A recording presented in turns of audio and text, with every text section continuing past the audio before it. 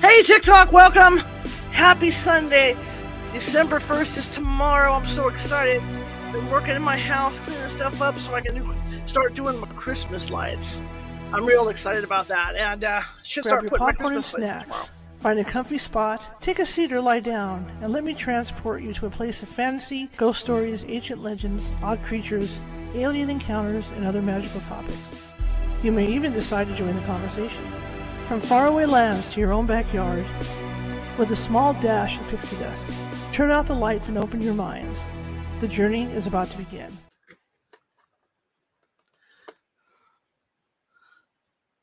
Okay. Where are we? Okay, we got a problem. Hang on, guys. What's going on here? Okay, there it goes. Whoa! Okay, technical difficulties. Hang on. Okay, that's done. Let me get the chat. And I realized something too while we were doing this. Okay. And I also forgot about something while we were doing this. So while I was talking to TikTok, everybody in the intro could hear me over here because Restream does that. I forgot all about it. Welcome, everybody. Happy November 30th. Boy, it's warm in this room. I may have to do it wet down. My name is Charlotte. I'm going to be your host for the next hour or so. I'm also the owner of the California Haunts Paranormal Investigation Team based out of Northern California. We're 45 strong up and down the state, which means up the state. Which means if you think you have a paranormal need, we can get to you. And we also have branches in Nevada, Washington, Oregon, and Hawaii, actually. We have friends up in Hawaii. Anyway, welcome. Today is reading book day, and usually we read from a paranormal themed book. Sometimes the stories are true, sometimes they're not true. This particular book I've been reading almost every year, Sylvia Shults. Excellent. Hi, Pamela. Sylvia Shults is an excellent author, and we became fast friends through my podcast, the California Haunts podcast, and thank you for the likes. Thank you for likes. And so we're going to be reading from her book. I love this book. It's a fun book to read, and it not only covers Christmas, but it does cover like throughout the winter months. So we're going to be, it's a long book. So yeah, we're going to have some fun. You can tell I got my backdrop up back here. Got this one up. I still am waiting from Amazon for the other one, for the other show. Anyway, welcome. Normally I do a psychic reading show Monday through Saturday. You guys can join me. I'll be back tomorrow at 6:30 p.m. Pacific to do that show. Yeah. So pretty awesome. Who else is on here? I see someone else on here. Let me get in here. I can't see the screen. So hang on, everybody. Oh, Timothy's on here too. Okay, Tim. Good to see you both. My husband and wife my husband and wife team friends from back east. So it's good to see everybody. Welcome. Settle in. Grab yourself some popcorn. Grab yourself some snackies and grab yourself some hot cocoa. Dim those lights, and we're going to be reading for about an hour. We're going to be reading for about an hour tonight, and hopefully you like the book. Like I said, Sylvia is an excellent author, very good author, and I enjoy all her books, not just this one. What I'm going to do real quick, because the furnace keeps coming on, and it's hot in here. I have the door shut so the dog won't yell. I'm going to go ahead and wet this thing down here. I do this every night in the other room too, so that I can kind of wet my face and wet my brow during the show because it does get really, really warm. Okay. Anyway, I'm glad to be here. I'm hoping to get the podcast relaunched in January and get things going with that. It looks like really positive right now for me. It's just trying to find the time with the other show and the other responsibilities that I have on TikTok and doing it. So I've been working on that. So anyway, welcome everybody. Welcome. Happy holidays. And again, if you're offended by stuff, you don't have to listen because some of these stories are kind of dark. I'll let you know that, And over on TikTok over here, I do have a goal of collecting. Hi, Mata. I do have a goal of collecting 10 chocolate sundaes. If you could help me with that, that would be great. I would love that. 10 chocolate sundaes. Help me out. And we're trying to go for at least 50,000 likes tonight. If you guys could tap that screen, I would really like it. Now over here, I do have something running along the bottom, donations and things like that, if you guys want to do that. So that's fine. So anyway, we will get into this, and if I can't answer you guys directly, like you obviously I can't see. You can see that over there. Do me a favor, just one of my moderators should be in today, and if not, challenge accepted. Okay. Hi, Akuma. How's it going? So yeah, so we're trying to collect 10 of those chocolate things, chocolate sundaes. So again, if my moderators aren't in here, Mada, I see Mada's hanging out in there. Mada, if you could just help out if somebody, if somebody has a question or there's a gift, because I'm not going to be able to see it. Okay, I'm blind as a bat. I'm like so far away from the camera. So if you could help me out with that a little bit, that'd be great. Okay. All right, everybody, let's get going. I'm going to read for about an hour. And again, the book is The Spirits of Christmas, The Darkside of the Holidays. And we're still going through Europe. As of last weekend, we were traveling through Europe, talking about the different stuff in Europe. And some of it you probably would recognize. They made a movie out of one. Can't remember. My mind's more. But some of these are very famous creatures from. Thank you for the Sunday Bowl. Thank you so much. I so appreciate it. Thank you. So I'll try to acknowledge if I can. If not, I think Mada's in there or one of my, So just know that every gift I'm thankful for, okay? Every gift, even though I don't acknowledge it today. So welcome. This is my podcast studio. So let's get this going. And I believe we're still in Germany. We're going to be looking at the Hans Trap monsters to start, okay? So we're looking about an hour. It's 6:37 now. We'll be going till 7:37 p.m. Pacific tonight, okay? Thank you for the heart me. My dog's already yelling. You can hear her in the background. She doesn't like being locked up. But, All right, here we go. Hans Trap monsters. Oh, Hans, are you ready for this? Now, these things, I don't know, these legends in Europe are really frightening. Really, really frightening, okay? This one is Hans Trap monsters eat whiny children, okay? And I think that's a theme last week when we were doing the read. That's a big theme we found throughout this book was a lot of those European monsters from many, many years ago. Thank you for the rose. Did that stuff. They ate the whiny children, the bad children, okay? All right, here we go. Hailing from the Alsace-Lorraine region of France, Hans Trap was another anti-Santa. But instead of just being invented by grown-ups to scare kids into good behavior, legend says that Hans Trap was a real man. As in the best fairy tales, he was a rich, greedy, evil guy, ran afoul of the Catholic Church somehow, and was excommunicated and exiled to the forest. He would dress with raggedy scarecrow clothes and would snatch unwary children, dragging them to his cave deep in the woods, unaliving them. And then he would feast on them. Whoa. Again, guys, these are the legends. Some of these were written many, many years ago. Please do not turn me into the internet police, okay? One dark and stormy night, he was in the middle of a cannibalistic child abduction, and he was struck by lightning and killed in the act. Presumably, guys, I gotta go see what that is. There might be somebody at the door. I'll be right back, I promise. I had my heads on. I'll be right back. I promise. Don't go anywhere. Right in the middle of my book. What's going on out here?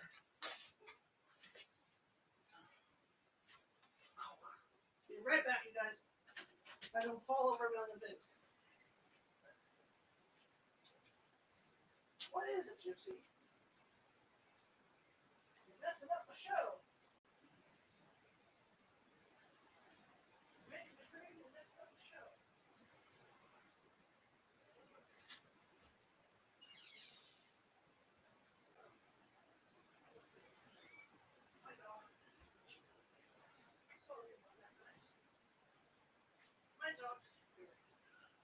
All right, sorry about that. Coming back.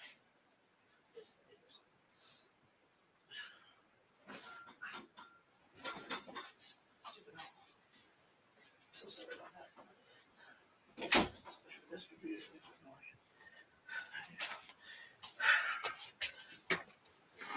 Okay. So sorry about that, you guys.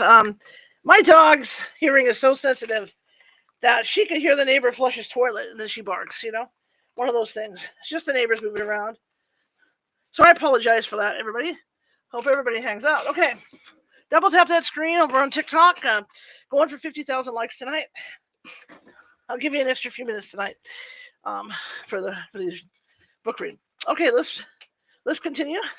I think we established that this guy is not very nice. And please remember, do not turn me into the TikTok police or the other police over on the other two networks.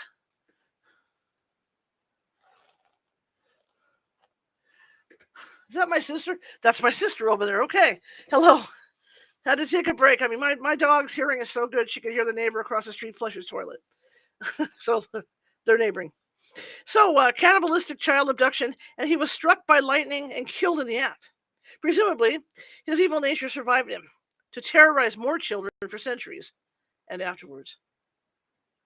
Here we go. Now, I don't speak French, so bear with me. Pierre Fouettard, that's what it says. Father Whipper. Whoa. Pierre, I'm just going to say Pierre. Pierre is a French version of Hans Trapp. Also, purportedly based on a historical figure, he was said to have been in life an evil butcher who craved the flesh of children to eat. Okay, guys, please don't turn me into the TikTok police or anybody on this. According to legend, 3 boys from rich families were on their way to a religious boarding school when they stopped at Pierre's inn for the night. He lured the 3 boys into his butcher shop, where he unalived them, salted them, and the theme, Stranger Danger, is taken to Brothers Grimm extremes in these cheerful holiday stories. Sorry. St. Nicholas appeared in the butcher shop, resurrected. He resurrected the boys and took Pierre into his custody. The butcher became St. Nicholas's servant and, like Krampus and Zwarte Piet, was allowed to dole out punishment to children who misbehaved. Okay. Another one, Perchten Genderbender. Perchten is a dual-gendered spirit who comes out during the 12 days of Christmas. Beautiful Perchten is female. Gives and brings good luck. Shy of Perchten, ugly Perchten, is male and punishes the sinful. Okay. The Yule Lads of Grilla. Demonic dwarves. Whoa. The Yule Lads are 13 Icelandic trolls. They each have a name that matches their distinct personality, sort of like a baker's dozen of the 7 dwarves. Some of the Yule Lads include Spoonlicker, Pot Scraper, Thor Sniffer, Window Peeper, and Sausage Swiper. In ancient times, they stole things and generally raised havoc and caused trouble for humans around Christmas. Yet again, they were used to scare children into good behavior. Later, though, Iceland borrowed the Norwegian Julenisse, which is Norway's version of Santa Claus, who brought gifts to good children. The 2 traditions became mingled until the formerly devilish Yule Lads became kind enough to leave gifts in shoes that good children left out for them. All 13 of the Yule Lads answer to the Grilla, who is their mother. In Icelandic legend, she is an ogress who kidnaps, cooks, and eats children, who don't obey their parents. She became associated with Christmas in the 17th century when she was assigned to be the mother of the Yule Lads. According to legend, Grilla has 3 heads, with 3 icy blue eyes in each head. She has horribly long fingernails that grow in grotesque, claw-like curves, and horns like a goat. Her earlobes dangle down to her shoulders. She has a beard on her chin that looks like a mass of tangled, knotted yarn. She had 3 different husbands, I wonder why, and 72 children, whom caused trouble for humans, ranging from harmless mischief to murder. As if the household wasn't crowded enough, the Yule Cat also lives with Grilla. Now we're going to talk about the Christmas cat, Jolakaturin. I'm trying. The Yule Cat is not a cuddly ball of calico fluff with a red bow around his neck, as his name might suggest. In fact, his main job is to eat you. In Icelandic tradition, those who finished their work on time got new clothes for Christmas, and lazy folks lost out. To scare children into doing their chores, parents would tell them that the Yule Cat could tell at a glance which children were lazy and needed to be eaten. These were the kids who didn't have at least one new item of clothing for Christmas. Suddenly, that itchy hand-knitted sweater from your great Aunt Ruth isn't looking so bad, is it?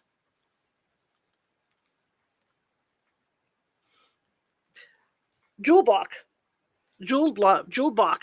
the Christmas goat. Hi, Marisa, I see you in there. On Scandinavian-themed Christmas trees, even today, you might see a straw figure of a 4-legged creature hanging from a branch, a red ribbon round its neck, curved horns sweeping proudly over its head. This is the Christmas goat, and it serves now as a good luck decoration. Like the other creatures in our Christmas Rogues gallery, though, the jewel block has followed a long and winding road to the branches of the Christmas tree. The jewel block started out 1,000 years ago as a reference to Thor and his two pet goats. Uh, Tanis Grisnir, Gaptooth, and Tanis Jostir, Tooth Grinder. Thor was Peter's worst nightmare. Every night was Peter's worst nightmare. I'm sorry. Every night he would slaughter his ghosts for the warrior's feast in Valhalla. Then he would raise them from the dead the next day to have them around to kill for that night's feast. Thor's callous but sustainable treatment of his pets was commemorated for centuries in a Swedish folk custom called the Julefer, or the Yule sacrifice. This ancient midwinter celebration involved an actor dressed in skins and wearing a formidable pair of horns. He was led into the room by two men, who pretended to slaughter the goat while singing about it. At the end of the song, the goat jumped up, none the worse for having his throat slit. The early Christian fathers were not amused by this obviously pagan spectacle. They declared the jewel buck to be a demon. The common people took this idea and ran with it. Tales from 17th century Sweden describe the dark and demonic jewel buck roaming the countryside on December 25th, demanding gifts of food and frightening devout Christians. By the mid-1900s, though, both the Yule sacrifice and the demonic Yule goat were relics of the past. The Yule goat became a cheerful symbol of good luck rather than a terrifying midwinter apparition. All right. Marie Lywyd, Lwyd, I'm trying. The Christmas Carol, singing horse skull. Whoa. Okay. Marie Lywyd, or the Grey Mare, is a mischievous party animal. No, really. Marie Lywyd is nothing more than a horse's skull with a hinged jaw decorated with ribbons and bangles with colorful reins on its halter. The skull is perched on the top of a pole and carried around by a man under a white sheet. Marie Lywyd travels with an entourage of merrymakers who take Christmas caroling to a new level. The band goes door to door to houses or pubs, because why not, and engages the inhabitants in a battle of rhyming insults, a yo mama fight inspired by Dr. Seuss. In theory, however, whoever stumbles upon a rhyme first loses, but Marie Lywyd is invited in no manner who wins. The theory being that she is so jolly and terrifying at the same time, that she scares the paste out of any evil spirits that happen to be hanging around the place. She brings good luck for the coming year just by being in the house. In Celtic Britain, the horse was a symbol of power and fertility. Rhiannon, the horse goddess and queen of the underworld, rode a majestic white horse. Horses that had the ability to cross between this world and the next were depicted as white or gray. Battles of wits, too, are common in Celtic literature. So the custom of parading Marie Lynn in the streets at Christmas is sort of a mini course in Celtic mythology. The Grey Mare, dressed in white, returns from the underworld at the turning of the year and engages the humans it meets in a rhyming battle of wits. There was a Christian church discovered. Just no way to turn Marie Lywyd from a riotously pagan symbol into a proper Christian celebration. So they denounced her instead, preaching against the drunkenness and bawdy verses. Ironically, the practice of parading Marie Lywyd through the streets in search of booze and off-color fun had nearly died out by the 19th century, when the Reverend William Roberts wrote his book, The Religion of the Dark Ages. In it, he warned against the dangerous shenanigans of Marie Lywyd and helpfully wrote down 20 of the most common verses, thereby setting the stage for a Marie Lywyd revival. The tradition of Marie Lywyd faded through the mid-20th century, but the cheerful nonsense has become popular once again in recent years. Olent Zero, the Basque giant. Olent Zero is one of the Gentilac, a race of giants living in the Pyrenees, in the Basque region of Spain. There are two legends of Olent Zero's origins. The first is that many centuries ago, a brightly glowing cloud appeared in the sky over the Pyrenees. It was so brilliant that only one person could look directly at it, an old man who was nearly blind. The old man interpreted the vision as a sign that Jesus would soon be born. He asked the local giants to throw him off a cliff so he wouldn't have to live through Christianity. The giants did as the old man asked, but on their way back down the mountain, the giants themselves tripped, fell off cliffs, and died, all except Olet Zero. Another legend, one that makes slightly more sense, is that Olet Zero was abandoned as a newborn in the woods. He was found by a fairy who bestowed on him the gifts of strength and kindness, and gave him to a childless couple who lived in the woods. This version of Olet Zero grew into a good man who would carve wooden toys, good man who would carve wooden toys to give to local children. He worked as a charcoal burner and would tote the handmade toys in a charcoal bag to hand out to the kids. This Olet Zero died, saving children from a house fire. When he died, the fairy who had found him as an infant granted him eternal life, so he could continue to bring joy to children through his gifts. Neither of these legends, however, does anything to explain the Basque tradition of throwing a sickle down the chimney to scare kids who refuse to go to bed. If children don't go to bed on Christmas Eve, they are told that Olet Zero will come into the house, snatch up the sickle, and unalive them. Okay? Karankolos, the Turkish Christmas Sasquatch. The Karankolos is a tall, hairy, ape-like figure that stalks Bulgaria and Turkey. In Turkey, it appears in the first 10 days of Zemheri, the dreadful cold. In other words, the bitter heart of winter, from December 22nd to January 2nd. In Turkish folklore, the Karankolos imitates the voices of loved ones to lure people outside into the cold night. The Karankolos hangs out on street corners at night and snags passing strangers to ask them odd questions. If you refuse to answer, the Karankolos will strike you dead. So it's interest to just go ahead and try to come up with an answer and make sure the word black is somewhere in your reply. In Bulgaria, the Karankolos are kept at bay by the custom of kukri. This involves dressing up in funny costumes and putting on bells to scare away evil spirits, including the Karankolos. Kalikantanzori, the holiday demons of Armageddon. Kalikantanzori are Greek demons who can vary in appearance. Sometimes they're described as gigantic, hairy demons with a pair of horse legs and boar tusks.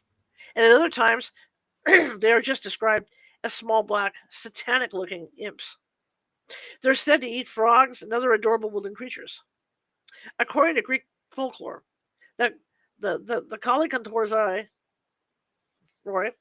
spend most of the year living underground, sawing at the trunk of the world tree. The world tree trunks connect the earth to the heavens and keeps the heavens from crashing down into the earth. In other words, the Kalikantazori, that's the first time I've said it right, spends all year long trying to destroy the world. They are usually near finished on Christmas Eve, but they're allowed to come up to the Earth's surface during the 12 days of Christmas. So at dawn on Christmas Day, the goblins come topside and wreak all kinds of havoc, mayhem, and murder if they can get away with it. Fortunately, for the world's continued existence, the damaged trunk of the world tree itself heals completely during the time the demons are away on the surface. On January 6th, the demons return to the underworld and start their destruction of the tree trunk once more. Any child born within the 12 days of Christmas ran the risk, when reaching adulthood, of turning into a Kalikanzeros themselves. The antidote for this was to swaddle the baby in wisps of straw and braids of garlic, and to singe the child's toenails. Yeah. Fortunately, there are ways to protect yourself against the Kalikazori.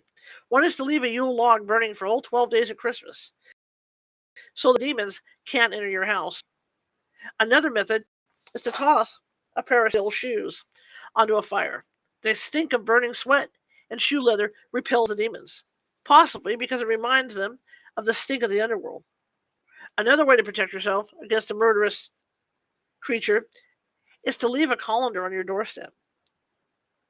A creature can't count above 2 because 3 is a holy number. Pronouncing it will make the demon explode. So it sits on the doorstep all night, trying in vain to count the holes in the colander. and completely forgetting that it wanted to get into your house to unalive you. Werewolves, just not on the full moon. All right, guys, I'm trying to collect 10 chocolate sundaes. If you could help me out with that, that would be great. And we're going for 50,000 likes tonight. Werewolves have actually been part of the Christmas horror story since the Middle Ages. Klaus Magnus, the Swedish folklorist, wrote in the World Encyclopedia of Christmas that werewolves gathered on Christmas night to rage with wondrous ferocity against human beings, attacking their homes and devouring the inhabitants in Prussia, Livonia, and Lithuania. Even in modern times, the belief persists that simply being born on Christmas Day can turn someone into a werewolf. As explained in the 1961 film The Curse of the Werewolf, being born on December 25th is a mockery of Jesus Christ and therefore deserves punishment. As if being totally messed up on your birthday presents isn't punishment enough. Yes, Virginia, there is a Santa Claus, but Santa is not only the supernatural being out and about during that Christmas celebration. The darkest time of the year is a perfect place for all kinds of monsters to hide, so you better watch out. There's fates worse than a stocking full of coal. Okay, so it looks like we're shifting out of those and we're coming into the scary stories. So just to let you guys know, it's a scary book. It's not your typical Christmas book, okay? Some water, and here we go. In the bleak of midwinter, unsettling things that happen in the dark of the year. The sun sets early these days, and many things can hide in the shadow of a long winter's night. The chill in the air can seep right into your bones if you're not careful. So don't wander too far from the safety of the hearth. You never know what might be lurking in the frozen depths of the winter. The Christmas tree ship. The Christmas tree was introduced to America from Germany in the mid-19th century. In the beginning, presents were wired to the branches of the tree instead of being placed underneath it. Small boxes of candy and other treats were used to festoon the tree, and it was further decorated with tiny lit candles. By the late 19th century, the custom of decorating a tree for the holidays was firmly entrenched as tradition in America, and by the early 20th century, ship's captains in the Great Lakes were doing a booming business delivering Christmas trees. Schooners would pick up a load of trees from northern Michigan and Wisconsin in mid-November, just before the coming winter storms and ice made travel on Lake Michigan too hazardous. They would bring those trees to towns along the shores of the Great Lakes. In Chicago, most vessels sold trees directly from their berths along the Clark Street docks on the Chicago River. The crew of the schooners would decorate their vessels with electric lights strung from bow to stern, turning the entire schooner into a floating Christmas ornament. Most of these operators sold their cargo to wholesalers and stores, but other captains invited their customers to come onto the ship and choose their trees from the selection on board. Stepping onto such a boat must have been a true delight. The soft glow and sparkle of the lights, the sweet fragrance of the evergreens, the anticipation of choosing the perfect tree. In addition to the Christmas trees, there were wreaths, garlands, and other holiday decorations, often made by the wives and children of the crew members to help the family holiday business. One of the captains of these beloved ships was Herman Schoonman. During his long career as a late-season tree captain, he commanded several schooners that carried Christmas trees to Chicago, including the George Wren, the Mary Collins, and the Bertha Barnes. The Schoonmen lived in a German neighborhood in Chicago on Clark Street. This was a perfect location for a ship's captain, as there were many sailors in the community from which to choose a crew. The Germans and Scandinavians of Chicago were seafaring men. The blood of their Viking ancestors still rich within them. Some of the residents of this neighborhood were third and fourth generation mariners. Schoonman had his share of adventures and misadventures as a Great Lakes captain. His ship, Mary Collins, sank when it crashed into the shoreline in upper Michigan. Since it sank in shallow waters, all on board were rescued. Running into the shore kind of makes Captain Schoonman sound like a complete idiot, but he really wasn't. What happened was this. At Thompson, Michigan, the harbor master kept a light burning on the south dock to help navigation. The pilot on the Mary Collins said, "There's Thompson," and steered right for it, assuming he was headed into the harbor. But this particular light happened to be a kerosene lamp shining out of an upstairs window in a log cabin, 1/2 mile east of Little Harbor, Michigan. The Mary Collins was indeed wrecked on the limestone shore, but since the water was shallow, everyone on board was saved. Misadventures aside, Schuneman was an experienced mariner and spent over 50 years sailing Lake Michigan. Somewhere along the line, Schuneman was given the affectionate nickname Captain Santa. He came by the jolly title honestly. His slogan was, "The Christmas tree ship. My prices are the lowest." Not the catchiest of advertising, but perhaps what he lacked in originality, he made up for in generosity. Christmas trees sold for between 50 cents and $1, and many Chicagoans celebrated their holiday with a tree purchased from Captain Santa. But Schuneman also gave trees away to poor folks on the waterfront and to the city's churches. The newspapers got wind of this habit of Schuneman's, and reporters looking for a heartwarming story for the Christmas season wrote articles on the captain's charity. Schuneman was intensely proud of the nickname that he'd earned over the years. He clipped the articles out of the papers and kept them safe in his wallet, in addition to making sure everyone who boarded his ship went away with a tree. Captain Santa made sure they had a hearty meal as well, served on board the vessel. These meals often included roast bear and venison as the main course. Herman Schuneman, in his role as Captain Santa, was in good company. His older brother August was also a Christmas tree ship captain, working from 1876 to 1898. August, too, had earned an affectionate nickname for his diligence in bringing trees to the people of Chicago, Christmas Tree Schuneman. He lost his life when his schooner sank in November of 1898 on a run from Michigan to Chicago, carrying a load of pine, spruce, and balsam. August and Herman had been exceptionally close, and Herman very much admired his older brother. August's loss only made Herman more staunchly determined to carry on the family tradition. In fact, not 2 weeks after August's ship, the Estile, was lost, Herman made an extra run up to Michigan for a load of trees to replace the cargo that was now at the bottom of the lake. He knew the people of Chicago wanted their trees, and he knew he was the man to provide them. Herman Schuneman couldn't afford to buy any of his schooners outright. For that matter, neither could August. There was no shame in this. Most of the sailors that worked the Great Lakes were not in a position to own their own vessels, and it was common practice for captains to band together and buy shares in a schooner. In 1910, Schuneman bought a share of the Rouse Simmons, and by 1912, his interest had grown to 1/8 of the ship's value. The ship had been built specifically for Lake Michigan's lumber trade and was named for its major financial backer, Rouse Simmons, founder of the Simmons Mattress Company. The Rouse Simmons spent her entire life as a lumber ship. Over the years, she carried shingles, lathes, planking, railroad ties, telephone and telegraph poles, and cedar posts. The Rouse Simmons was purposely built to serve as a lumber hauling ship, but she was nearing the end of her useful life. Built in 1868, the schooner was already 42 years old when Schuneman acquired his share in her. That didn't bother him in the least. It meant she was a bargain. An older ship was not necessarily a liability in the lumber trade. In fact, Schuneman had built his career on buying shares in older vessels and squeezing the last bit of use out of them.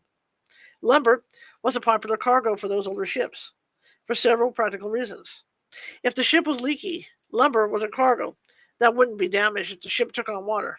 Even Christmas trees wouldn't be bothered by a slosh or two of lake water. Also, the inherent buoyancy of the wood may have helped these schooners make port safely in a fierce storm. As for the ship's age, well, what better way to use a ship in her declining years than bringing Christmas trees and happiness to hundreds of people every year? Partial ownership of the Rouse Simmons was important to Schuneman for another reason. The captain made his living on the lake, but in the off-season, especially in the winter, when the Great Lakes were lashed with storms, he, like many other lake boat captains, turned to other businesses to supplement their income. In 1906, Schuneman owned, among other businesses, a saloon. Unfortunately, not all of these businesses turned a profit, and the saloon forced Schunemann into bankruptcy. On January 4th, 1907, and the and the debts to his creditors amounted to over $1,300. Schunemann looked to his other businesses to bolster his finances. Herman owned 240 acres of wooded land in the Upper Peninsula of Michigan, where he harvested trees. The Schunemanns spent part of every fall, about 8 weeks or so, in their woods selecting and felling the most beautiful of their trees. Schunemann also bought trees from Michigan locals, including Chippewa Indians living along Lake Michigan and Lake Superior. The Christmas tree trade also provided late-season employment to area lumberjacks. This, bolstering the local economy, continued when Schunemann reached Chicago. He would set up sewing machines on the deck of his ship and hire 50 women to make wreaths and garland from the boughs that filled the hole. These 50 women would, by Christmas Eve, have made over 60,000 feet of garland. By 1912, Schunemann was one of the last Christmas tree merchants who still shipped his trees by schooner. Railroads were regularly used to transport trees by this time, and Captain Schunemann was not unaware of the benefits of shipping trees by railway. In fact, that's how he got the trees, from the forest to the shoreline to load of ships. And Barbara Schunemann would often take the train home to Chicago as Herman left Thompson to wait for him at home. But Schunemann felt that he was honoring the tradition his German neighbors and so many others had come to enjoy.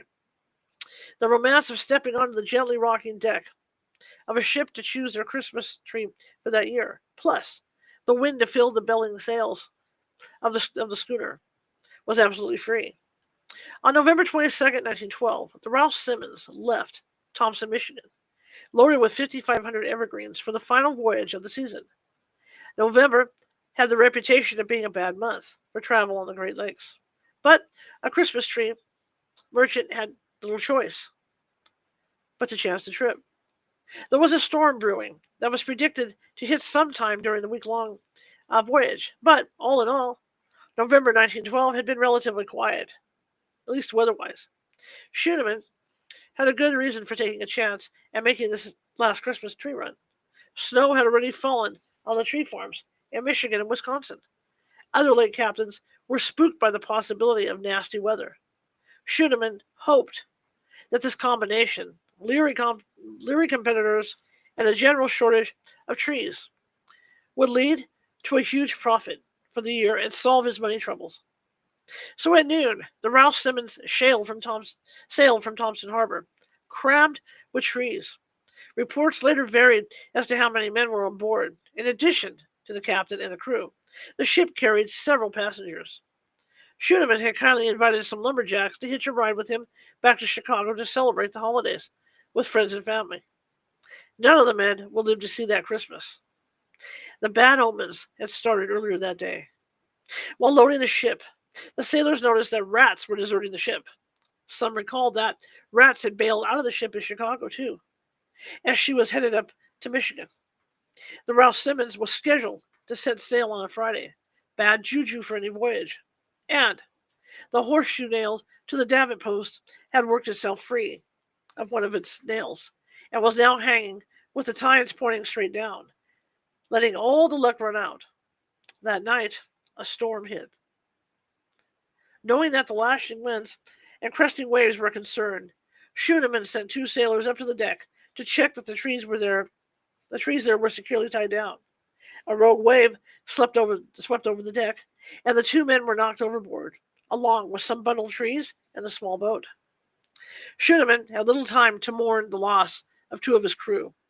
Since the schooner was slightly lighter, he thought he could make landfall. He steered for the safety of Bailey's Harbor, but the storm was growing more furious and deadly by the minute. Spotters at 2 United States life-saving stations, an antique version of the modern Coast Guard, saw a ship they thought was the Ralph Simmons on November 23rd. It limped past Kewanee, Wisconsin, its distress flags flying, its sails and rigging crusted with ice. The crew at Kewanee saw it first and telephoned the crew at 2 Rivers to the south. The rescuers at Kewanee only had rowboats, and by that time, the storm was a fierce gale. They knew it would have been impossible, suicidal even, for them to brave the tempest. The station at Two Rivers had a gasoline-powered surfboat and was better equipped to handle a rescue attempt in the teeth of the storm. But by the time the powerboat motored out to look for the ship, the Rouse Simmons was nowhere to be seen. The crew of the rescue boat, led by Captain George Soag, could see nearly to Kewanee, but there simply was nothing to see. The rescue boat ran 8 miles north, then headed out into the lake for an hour. They found nothing. No ship, no signals, no wreckage. By that time, the snow was starting to fall more heavily. Soon, it was snowing so hard, they could hardly see from one end of their 30-foot-long boat to the other. One of the rescue crew, Oscar Anderson, later recalled their fear of being run over by the very ship they were looking for, if she happened to rise up before the wind. So the little powerboat headed back to Two Rivers, its crew heartbroken at the failed rescue. The storm grew ever stronger. Several ships were lost, besides the Rouse Simmons. The storm that battered the Great Lakes starting in the late night hours of November 22nd, 1912, did not spare land either. The storm morphed into a blizzard with high winds. The winds did severe damage in Chicago, blowing in windows and stripping shingles off roofs. A Lincoln Avenue streetcar narrowly escaped being crushed when a sign 50 feet high was blown off a building on Fullerton Avenue. A few days later, a bottle washed up on the lake shore at Sheboygan. It had been corked with a small chunk of pine wood. Inside, the bottle was a rolled up piece of paper, bearing the last sad message from Captain Santa. Friday. Everybody goodbye. I guess we're all through. During the night, the small boat washed overboard. Involved and Steve lost too. God help us. Another note was found washed ashore near the end of July 1913. This one was purportedly from Captain Charles Nelson, the first mate of the Rouse Simmons. It read, November 23rd, 1912. These lines were written at 10:30 p.m. Schooner Rouse Simmons ready to go down about 20 miles southeast of Two Rivers. Point between 15 and 20 miles offshore. All hands lashed to one line. Goodbye, Captain Charlie Nelson. Both of these notes, it must be said, may be hoaxes. As much as people wanted closure, it's difficult to imagine a sailor fighting for his life against blowing wind and frigid water, his fingers crusting with freezing snow, taking the time to scribble a note and stuff it into a bottle, especially after trying to find the empty bottle,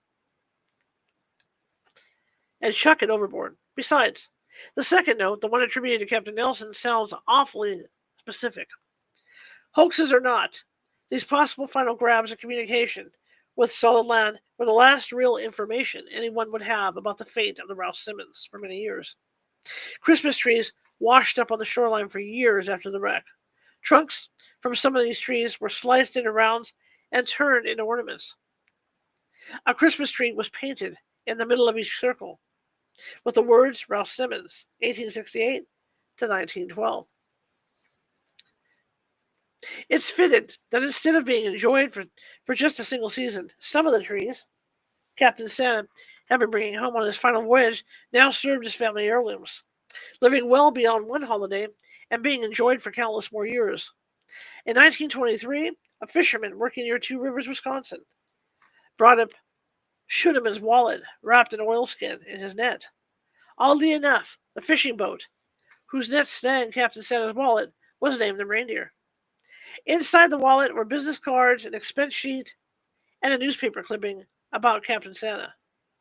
On Friday of the same week the wallet was found, Captain Manville Lafond of the fishing tug Monitor brought in a much grislier relic in his nets, a human skull.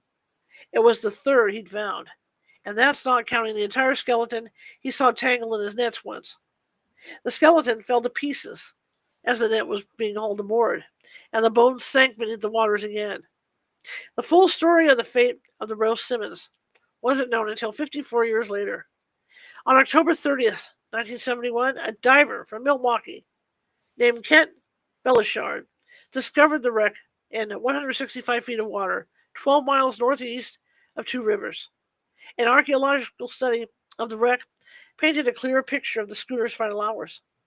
The windlass was in the middle of being prepared to lower the port side anchor. Something went wrong, and the crew was trying to hold the schooner into the wind by dropping the anchor. But given the depth of the water and the amount of chain, it would have been impossible for the ship to anchor safely in the lake. It is also known that the Ruth Simmons was dangerously overloaded with trees. Some reports indicated that the schooner was riding very low in the water when she left Thompson, laboring under the weight of the trees in her hold and on her decks. It's quite likely that the estimated 8-foot tall pile of trees on her deck destabilized the schooner and led to a domino fall of events that ended with the vessel sinking. When the ship was found, archaeologists noticed right away that the navigational wheel was gone. They wondered what had become of it. After all, it weighed 400 pounds. Parts of it were steel, like cast iron. It couldn't have gone far from the wreck site. When the wheel finally did turn up, dragged to the surface in a fishing net, one of the mysteries of the wreck was finally solved. It had long been theorized that the actual wreck was caused by the bundles of trees on the deck getting encrusted with snow and freezing lake spray and turning into blocks of solid ice, which then tore loose and turned into a deadly battering rams, ripping the wheel off and leaving the ship with no steering capabilities. When the wheel was finally discovered, the restorers found that many of the handles of the wheel were catastrophically bent, with some missing altogether. The truth was revealed at last. With a new theory, the mizzenmast driver boom, the support for the mainsail, had snapped its rigging, then swung wildly until it crashed into the wheel. People had wondered for years why the Rouse Simmons didn't put in at Two Rivers, and why the rescue boat from that station had never been able to locate the foundering ship. The reason Captain Schumann didn't steer for safety was because he couldn't steer for safety. As Rochelle Pennington, author of the historic Christmas tree ship, put it, once the wheel was gone, the Simmons was fighting for its own life with both hands, tied behind its back. Divers to the wreck say that the trees are still stacked in the hold. If you look closely, you can see that the trees lower down in the piles still have their needles attached. The loss of the Simmons marked the beginning of the end for the schooners in the Christmas tree trade. These lovely, graceful vessels were the last survivors of the golden age of sail. Schooners, like the Rouse Simmons, were a dying breed, already being pushed aside by the march of progress and steam technology. By 1920, the Christmas tree trade on the Great Lakes was all but extinct. But here is the amazing thing about this story. Even better than August Schunemann being called Christmas tree Schunemann, or Herman picking up the nickname of Captain Santa. With the tragic loss of both men, August in 1898 and Herman in 1912, the women and their families carried on their legacies. Barbara Schunemann was determined that her husband's good works should not die with him. W.C. Holmes, who owned a Chicago shipping company, was a good friend of the family, and Herman had been commanding his ships for years. Holmes donated the schooner Oneida for Barbara and her daughters to use to sell trees just a couple of weeks after the Ruth Simmons was lost. Herman's oldest daughter, Elsie, was selling trees from the deck of the Oneida when she was interviewed by the Chicago Inter-Ocean newspaper on December 11th, 1912, when the news of the sinking was still fresh. Before setting off from Thompson, Herman Schunemann had sent two railroad cars of ships to Chicago. These, in addition to the trees washed up on shore, represented the stock which Barbara and her daughters sold that bleak Christmas of 1912. Some of the trees that washed ashore were brought to Chicago, and sales of those trees were used to benefit the families of the sailors lost when the Simmons went down. The next year, Barbara and her daughters were once again on their property in the Upper Peninsula. They chartered another boat, appropriately named the Fearless, and carried on the Schunemann legacy. And 1 year after the loss of her husband, the Chicago Daily News interviewed Barbara for their November 28, 1913 edition, as she was preparing to load her schooner with Christmas trees. Barbara made made her desires clear. We'll load the trees on it and tie up at the old dock, and our customers will come to us as they have in former years. They know where to find us. The Roos is gone, and our captain is gone, and the crew is gone. But Christmas will find the survivors still on deck, and Chicago will have her Christmas trees as long as the Schoonemans last. It was a promise she kept. She celebrated her last Christmas in 1932. Pastor Jacob Priester wrote this tribute. She is here to help bring joy this year like never before. She dispenses Christmas trees. You all know her, and is a good mother. It is good mother Schooneman, the widow of ill-fated Captain Schooneman, the Christmas ship man, who never returned to the shores, but with his great cargo of Christmas trees, went down in the deep on that terrible night of storm. And since then, Mother Schooneman has felt the urge to carry on. Barbara Schooneman passed away in June of 1933. The Chicago Tribune printed her obituary, which included this comment. Mother Schooneman was known and loved by thousands and hundreds of thousands throughout our great metropolis. After Barbara died, her daughters, Elsie, Hazel, and Pearl, continued to carry on the business for a few years more. The Christmas tree ships no longer sailed Lake Michigan, and the trees were brought in by rail. But the store at 1641 North LaSalle Street, quaintly and poignantly named Captain and Mrs. A. Schooneman's daughters, still did a brisk business during the holidays. The three sisters lived in a grand old Victorian house that had been divvied up into separate flats, just a short walk across the street and down the block from their store. And the oldest daughter, Elsie, also picked up a nickname bestowed upon her by the grateful people of Chicago, an accomplished sailor in her own right. She proudly carried on her family's legacy of bringing trees to the city. By the time she was married in 1917, Elsie had become known as the Queen of Christmas Trees. She and her husband, Arthur Roberts, were married in a church right next to a huge Christmas tree. Elsie herself had brought, a huge Christmas tree that Elsie herself had brought from the woods. Over the years, the disappearance of the Ralph Simmons spawned legends that grew larger with time. Many sailors on Lake Michigan swore they saw the doomed schooner, her sails and rigging crusted with ice, still trying in vain to complete the trip to Chicago. Rochelle Pennington, author of the historic Christmas tree ship, writes of a conversation she had with Joyce Phippen. Mrs. Phippen was a retired teacher who lived in a small stone cottage on the shore of Lake Michigan,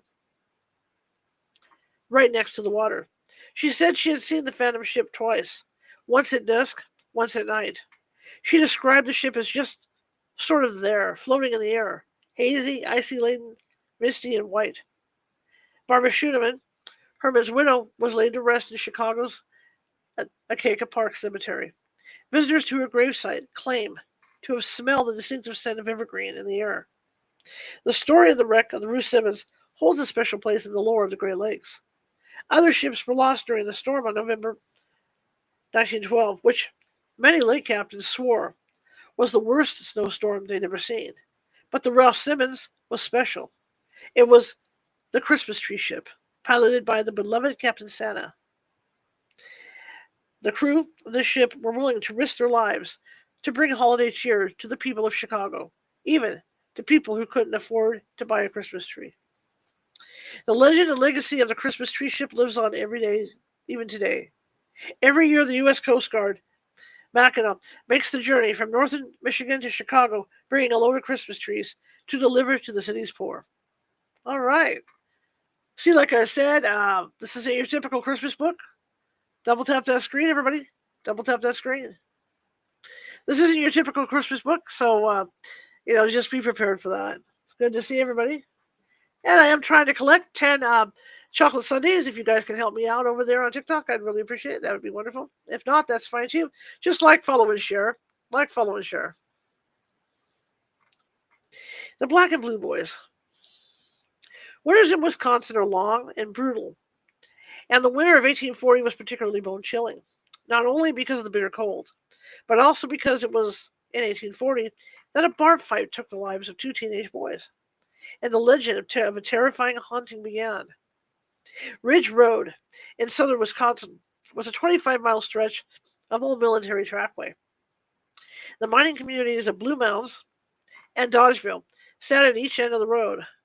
Ridgeway, another mining camp, sat roughly in the middle, between the two towns. At least a dozen saloons operated along Ridge Road in those days. Rowdies from the mining camps at both ends of the road frequented the taverns. These were rough places, and rough men hung out in them. Bar fights were inevitable, with beatings, knifings, robberies, and even murder being commonplace.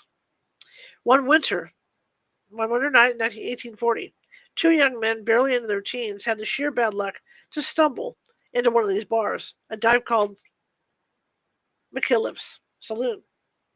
They discovered far too late that it was a clubhouse for thugs and bullies, and they were not welcome there. The boys had been out in a bitter winter night. No one knows why. When they saw the welcoming yellow glow of the firelight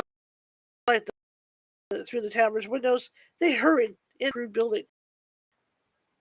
Any of the dubious welcome of a saloon would be better than suffering longer in the biting cold outside. They found a welcome, but not the one they'd hoped. Instead of stopping at an inn for weary travelers, the boys had walked into one of the savage bars on Ridge Road, a place where life was cheap. The boys had been there just a short time, hardly long enough to melt the snow off of their boots when the trouble started. One of the local tough guys pretended to take offense at the little pipsqueaks hanging out in his bar. The tavern was full of rowdy, drunk, belligerent miners. Barely any excuse was needed for a bar fight.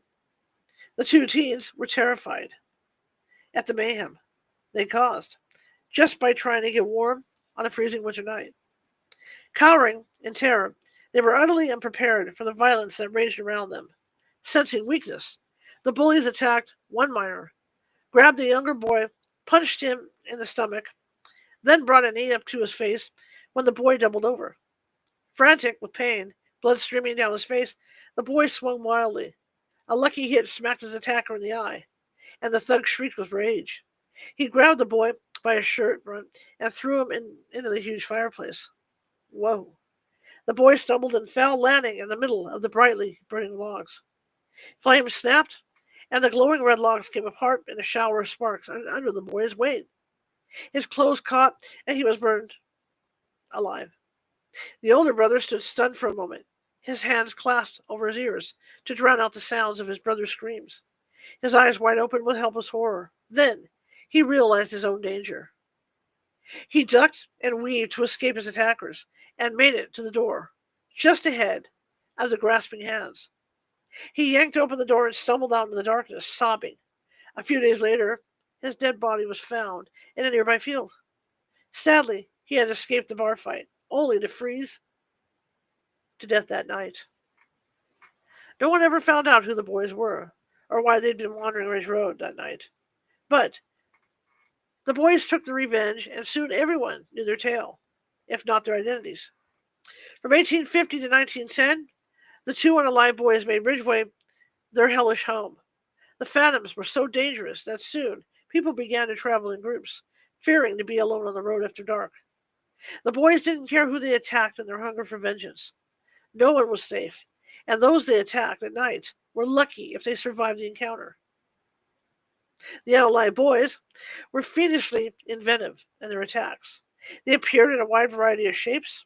They took the form of a herd of pigs, or a flock of sheep, or a pack of dogs. Sometimes they took human form, manifesting as a man with a whip. Headless men, women, young and old, even as themselves, burnt black and frozen blue. One brother even attacked a man in the form of a ball of a white-hot flame. Even with these vicious attacks being common knowledge, some skeptics dismissed the idea that the murdered boys were behind them. John Lewis was one of those who scoffed at the idea of the savage ghosts. He was a butcher by trade, and he was known throughout the state as a champion wrestler. He earned the nickname the Strangler because of his fondness for chokeholds. John Lewis was a fearsome grizzly bear of a man, and he was not going to be cowed by figments of other people's imaginations. Lewis was headed home one night after helping a neighbor with his butchering when he had his encounter with the Ridgeway ghost.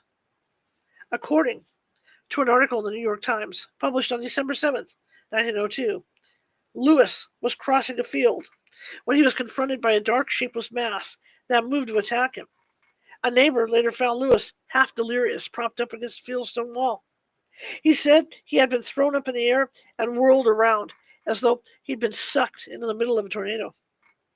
The neighbor helped Lewis home, half carrying the big man. A few hours later, Lewis died. To the end, he swore that he'd been the victim of a supernatural attack. In 1910, the town of Ridgeway caught fire and was largely destroyed in the blaze. Some say that sightings of the Ridgeway ghosts ended after that fire. Others claim that the hauntings have continued and that they follow a cycle of roughly 40 years, escalating in the 1890s, the 1930s, and the 70s. Sightings were reported as late as 1993. The teenage ghosts may still be out there waiting for an unsuspecting traveler to happen by. All right, that's it, you guys. And next week we will continue. Lots of ghost stories, lots of holiday ghost stories coming at you, okay? Coming at everybody. Want to thank everybody for coming tonight and spending their Sunday evening. I hope you were fascinated, enjoyed the stories, I guess, if you want to say it, considering, what they are. But I'll be back tomorrow over at TikTok at 6:30 p.m. Pacific, doing psychic reading, doing tarot card readings for you guys, past, present, future. And we're gonna have some fun. And like I said, we're trying to get back on the air with the podcast, and we're working on getting that. Trying to find a great, trying to find a time that I can do that in between doing stuff for TikTok and everywhere else. So I want to thank everybody, and hope you have a great rest of your day. And again, over here as well, join me on TikTok, California Haunts, every day, 6:30 p.m. Pacific.